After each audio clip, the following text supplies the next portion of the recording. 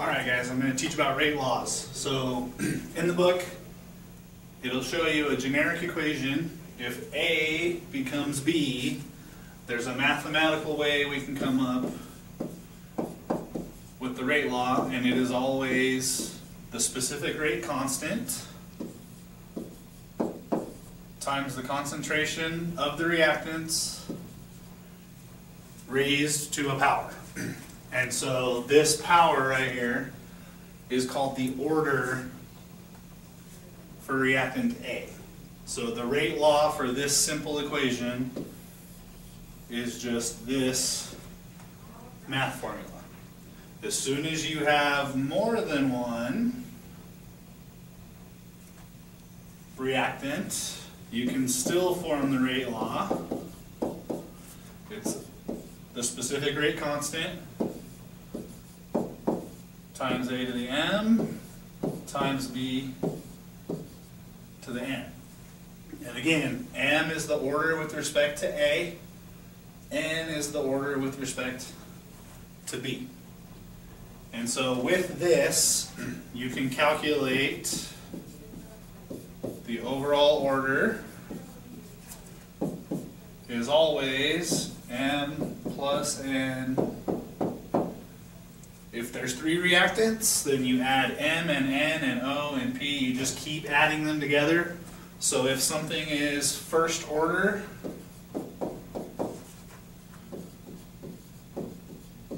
with respect to A, and second order with respect to B, then this becomes A to the first, B to the second, and the overall order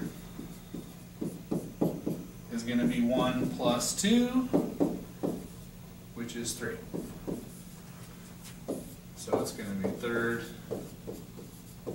order overall.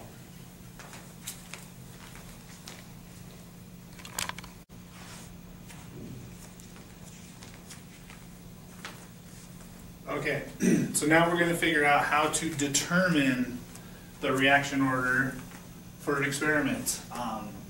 So you must determine both the order and the specific rate constant using experimental data. So up here we have some experimental data. We have 3 different trials, and that is so that we can manipulate one of the 2 variables in each subsequent experiment. Okay, so we have a reaction with A and B, and we use 1 mole of each, and the rate is 200 molarity per second. Okay, and then when we ran trial 2, we kept the B constant so that we only change one variable at a time, and we see that we doubled A and we doubled the rate. And then down here we kept the 1 constant for A to compare 1 to 3, and we doubled only B, and now it went up to 800. So I picked these numbers so that they're easier to do math-wise. We will do some examples of the ones in your book with a little bit scarier math. But basically, if you know that the rate of the first trial has to equal the constant times A to the M times B to the N, and you know the rate the second time is the same K times A to the M times B to the N, we are going from trial 1 to trial 2, where we kept our concentration of B the same. And so if you come down here, the B's, if we divide these 2 equations by each other, cancel. The K's also cancel because those are constants. So what we get is the rate the first time divided by the rate the second time is the concentration of A the first time to the m power divided by the concentration of A the second time raised to the same power. So in math, these can be combined so that it's just a1 over a2 to the n power equals rate 1 over rate 2. And using the data from up above, okay, we have 200 for rate 1 and 400 for rate 2.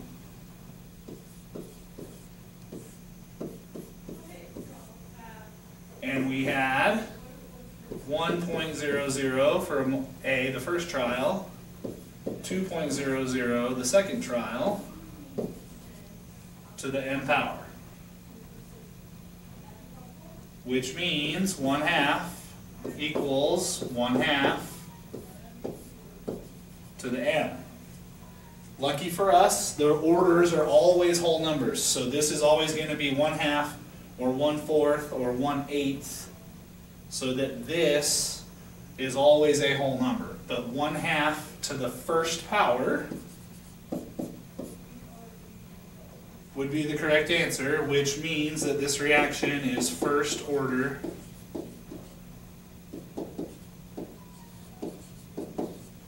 Na. Okay? So now if we scroll back up, we now know that our rate law has to be K times A to the first power. And now we need to do this same math using the trials where we keep A constant. So now we're going to do the rate of 1 over the rate of 3, which will have to equal all of this, but because we're keeping A constant, it's just going to be B to the n power over B to the n power.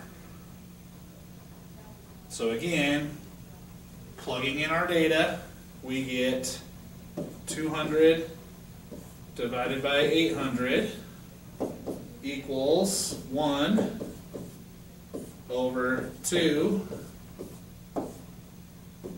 to the n power.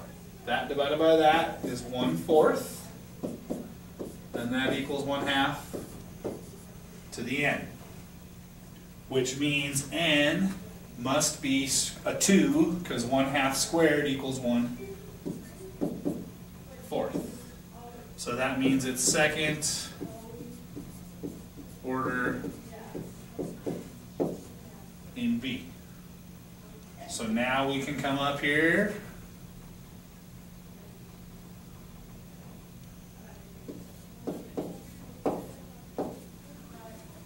and we now have our rate equation that is first order with respect to A, second order with respect to B, and we still don't know the constant.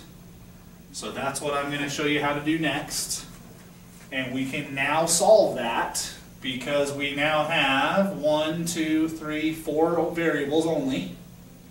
And over here we have 3 of the 4 variables, and it does not matter which one you pick. You can pick any of them. I'm going to pick this one because it's the easiest. Those are both ones. And so I know 200 has to equal K times 1 to the first power times 1 to the second power. And that's because A is 1, B is 1, and the rate was 200.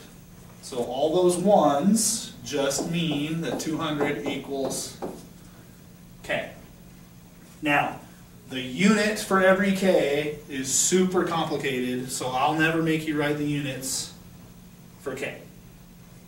So you just have to know the numerical value for K, and now we can write our true rate law equation, which is that the rate must equal 200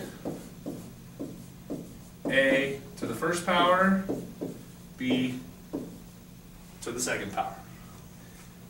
And we have now created a math equation that we can use in the next section.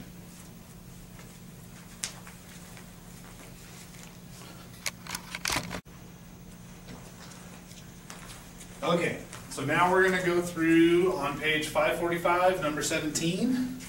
So if you've got your book, you can follow along, you can look at what we're doing. And the question wants us to determine the actual rate law. So I wrote our basic equation off to the side. Anytime you have two reactants, it's always the constant times a to the m times b to the n.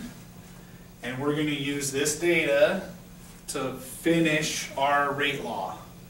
So the first thing we're going to do is look and see in trial 1 and trial 2, we kept b constant, which means the rate from trial 1 divided by the rate from trial 2 will have to equal the concentration of A from trial 1 divided by the concentration of A from trial 2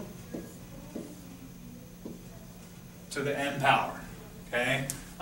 In the last part I showed you that the rate is always equal to this, and as long as we keep b constant, the k and the b's don't matter anymore, and so we can do this. And so now we get 2 times 10 to the minus third over 2 times 10 to the minus third equals 0.1 divided by 0.2 to the m.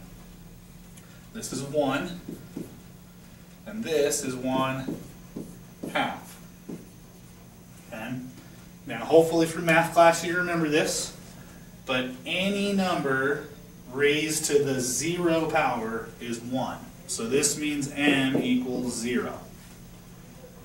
So this is the first one that you see. It might seem like a trick, but it's not a trick. That just means that the reaction is to the 0th order for chemical A, which means when we doubled A, it didn't change the speed at all. So the speed is not determined by chemical A. So now we can simplify this, and we know that the rate must just be K times B to some power. Okay, so it actually makes it easier for us when you do get a 0. Okay, so then we want to do this math again, but instead of doing 1 and 2, because those were kept b constant, we're going to do 2 and 3. So because I already have 2 on the bottom,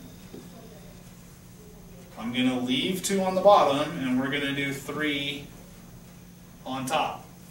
But now we're not changing A, we are changing B. So this is going to be B from the third one over B from the second one to the n power. And so we get 4 divided by 2 equals 0.2 divided by 0.1 to the n power. So this is 2, that is 2 to the n power, so n equals 1, which means it's first order in B. So now we can come over here and erase our n and change it to a 1. And now the only thing that's left is to determine K. And so again, you can pick any trial. Let's pick trial 2 this time because we picked trial 1. 2.00 times 10 to the minus 3 equals K times 0.1 to the first power. So I'm just going to leave it there. We divide both sides by 0.1. So we get k equals 2.00 times 10 to the negative 2. And that is our rate constant. Again, you don't need the units. The units are super complicated. So all we have to do is rewrite our final answer. 2.00 times 10 to the negative 2 times b to the first power. And that is our final rate law.